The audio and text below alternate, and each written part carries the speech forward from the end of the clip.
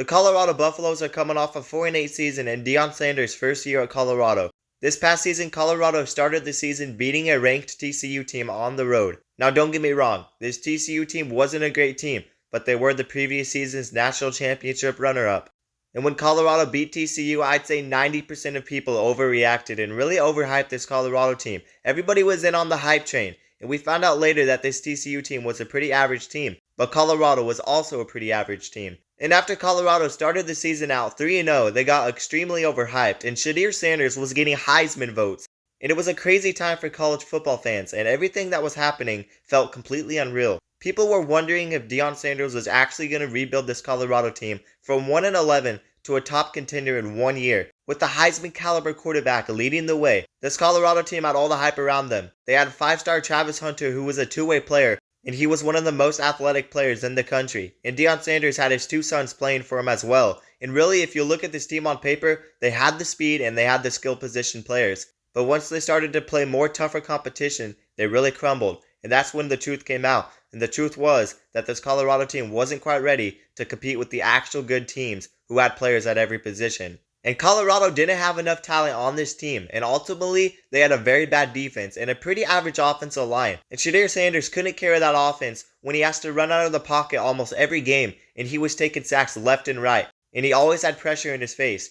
People are going to look back and talk down about this Colorado team, and people are going to talk about how much of an embarrassment this Colorado team was. But people need to remember, coming into last season, nobody actually expected them to win more than 4 games, and they were 1-11 the year before. The only reason this team ended up getting so much hate was because Deion Sanders liked to run his mouth, and they were getting all the attention in the world from the national media, and that's why people talk crap about this Colorado team, and they were way overhyped. But next season will be a new season, and I bet there's a bunch of people who will say that this team won't win more than 4 games next season, and that Deion Sanders isn't a good coach, but I think I'd have to disagree, and I wanted to talk about the future of Colorado football, and why they could be better next year, and I also wanted to talk about why I think they are also very unpredictable. But before I continue on with this video, let me remind you guys to like the video and also subscribe to the channel and turn on notifications so you never miss an upload.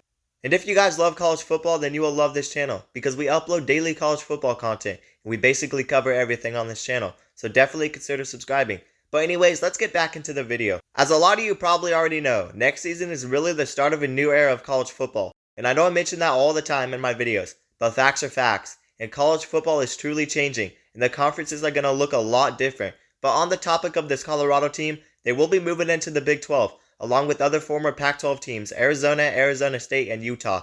But probably the best 2 teams in the Pac-12 are leaving, with Texas and Oklahoma gone, so that will be very interesting. And this really opens up the door for anybody in the Big 12 to win the conference. And there's not any juggernauts of the Big 12, but there's a lot of really solid teams, or teams who have bright futures. And there's going to be a lot of teams who could really step up and possibly become that juggernaut of the Big 12. And maybe at the very least, this Colorado team is in the conversation. And I think they can definitely compete in the Big 12. Now let's go back and look at their 2023 schedule. They may have went 4-8, but they played in 1-possession games against Oregon State, Arizona, Utah, Stanford, and USC.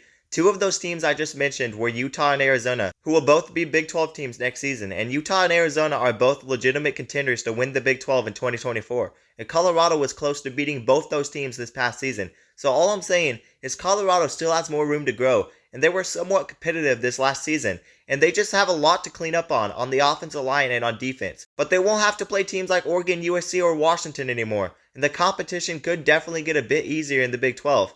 But again, there's a bunch of solid teams in the Big 12, so it won't be easy for Colorado. But if you look at what Deion Sanders has done in the transfer portal, you'd say that he's made some decent pickups. And he didn't have a great recruiting class, but he did manage to pick up the #1 offensive tackle in the country, Jordan Seaton. And Jordan Seaton will probably start right away, and he could help beef up that offensive line as a true freshman. And they also rank first in the Big 12 in transfer portal rankings. They brought in 23 guys from the transfer portal, 6 of them are 4-stars.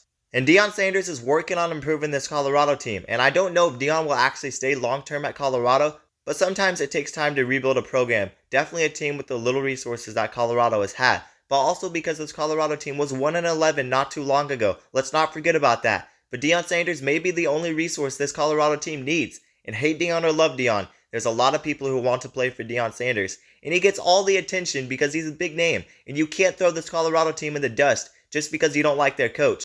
Because I honestly don't see a world where Colorado doesn't see improvement next season. Deion Sanders picked up some guys who can help on the defensive side.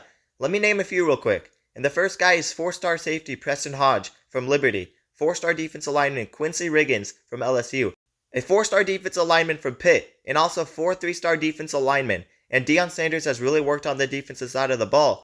And that's where Colorado needs the most work. But on the offensive side, they also picked up 4-star offensive lineman Tyler Johnson from Houston, 4-star receiver Will Shepard from Vanderbilt, and a 4-star tight end from Cincinnati. There's still probably going to be some big holes on this team, but they should be better, and the offensive line will still probably not be great.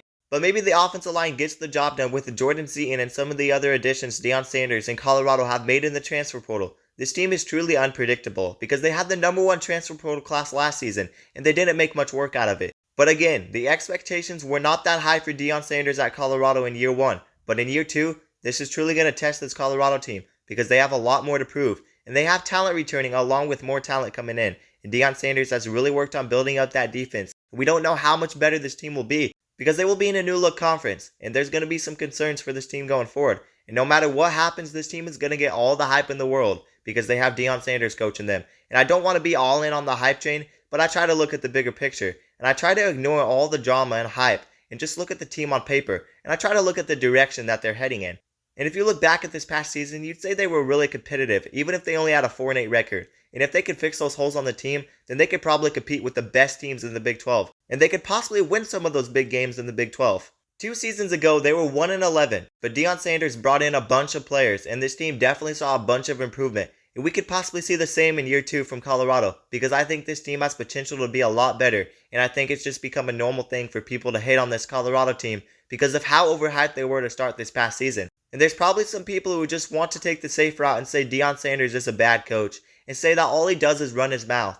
And people will say that this Colorado team won't be better next year. Some people will have logical reasons on why they think Colorado won't be better. But then there's some people who will just hate on them for absolutely no reason.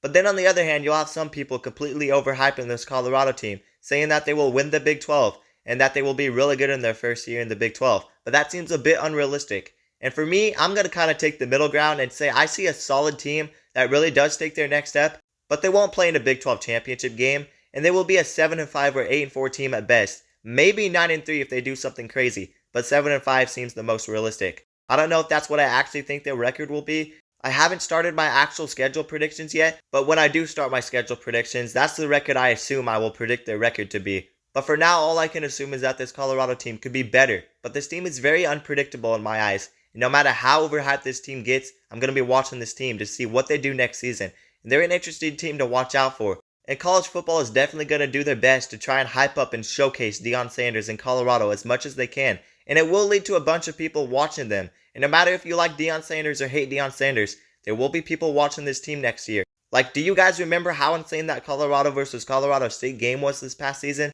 That had to be the most overhyped game in college football history. And I'm not even joking. Colorado and Colorado State had no business getting all the views it got. And everybody watched the 2 most average programs play a night game.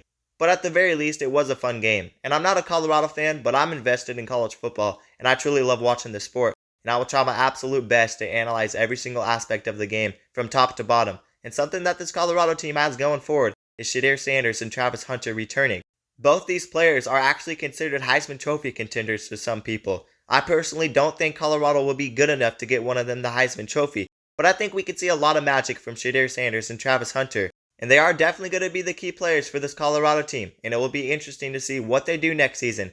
And they could both be top NFL draft picks after the next college football season is over, but that's a long ways away because the 2024 college football season hasn't even started yet, and we've been in the off season for weeks now, but I really do miss college football already. But you know what? I'm still here to upload daily college football videos for you guys during the off season, so definitely tune in for more videos this off season. But anyways, that's going to do it for the video. Let me know what you guys think about this Colorado team going into 2024 down in the comments below. I don't want to hear any nonsense, just tell me straight up what you think about them. But before you click off the video, let me remind you guys to like the video and also subscribe to the channel and turn on notifications so you never miss an upload. And if you guys love college football, then you will love this channel because we upload daily college football content and we basically cover everything on this channel, so definitely consider subscribing. But anyways, that's going to do it guys, and peace out.